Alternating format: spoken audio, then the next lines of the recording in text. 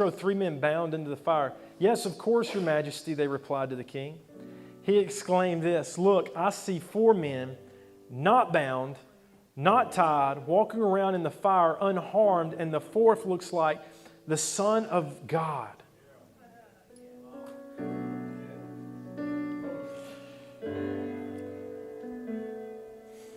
I think about us and our chains.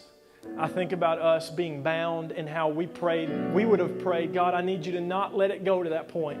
It's hot just getting close to it, and they're dying just throwing me into it. I don't want to go there. I don't want to go there. But God, even if that's what it leads is to my burning, then I'm coming after you. And I will see you in a different kind of way, face to face." And listen to me. God did not rob them of their greatest desire, and that's to see Him face to face. Because when they got in the fire, it didn't look like what they thought it was going to look like. They thought, if I see Jesus face to face in a minute, then it's going to be in heaven because I'm not going to make it through the fire. What they didn't realize is we serve a God so good that He didn't rob them of their greatest treasure. He let them see Him face to face, and everybody else see that moment for Him too. He was in the fire with them. And listen to me, the enemy has bound you. Some people in this room are bound. You are bound by those generational curses. You're bound by depression. You're bound by a decision that you have made. You're bound by it. And you thought that when you got thrown into the fire that the world had triumphed. The world thought it had won.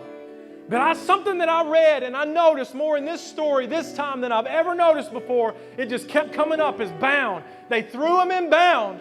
But when they were walking around, yeah, he saw Jesus walking with them, but he also saw that they were not bound anymore. Sometimes I've got to go through the fire so that my chains and my captivity cannot endure the fire. He knows that I can endure things that those chains can't. Amen. He will take you through a fire. One, to rid you of some chains that can endure what He has prepared my soul to endure. And so for them it was the fire. Look, this isn't even so much about persecution. It's coming, and this message will come back again one day out there again somewhere whenever we're faced with persecution. And they may come and take us all and put us in prison, and we all have our own Dimitri story. It may happen that way. But for right now, what if we had the same intent, the same yearning, the same burning passion for Jesus? Right. Yeah. That Shadrach, Meshach, and Abednego did to say, "Burn me." You know the story of Polycarp? They said, "If you don't denounce your faith, we will burn you at the stake." And they bound him up, and he said, "Hang on a minute before you do that."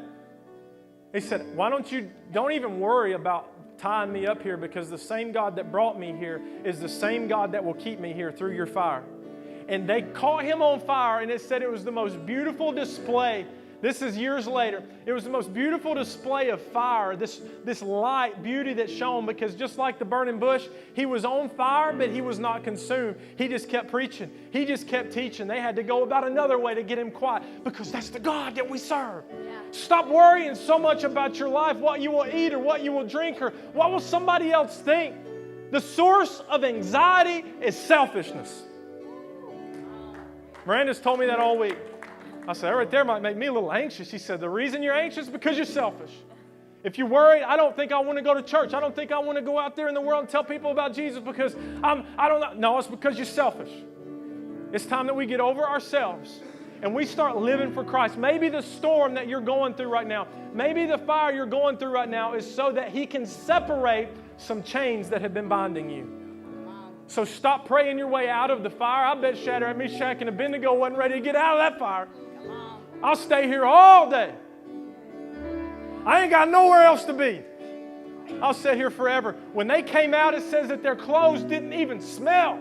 They didn't even smell like fire. Didn't even smell like smoke. You can't go into Subway and not come out smelling like Subway. They went into the fire and didn't smell like fire. That's the God we serve. Come on. So my worship is just great.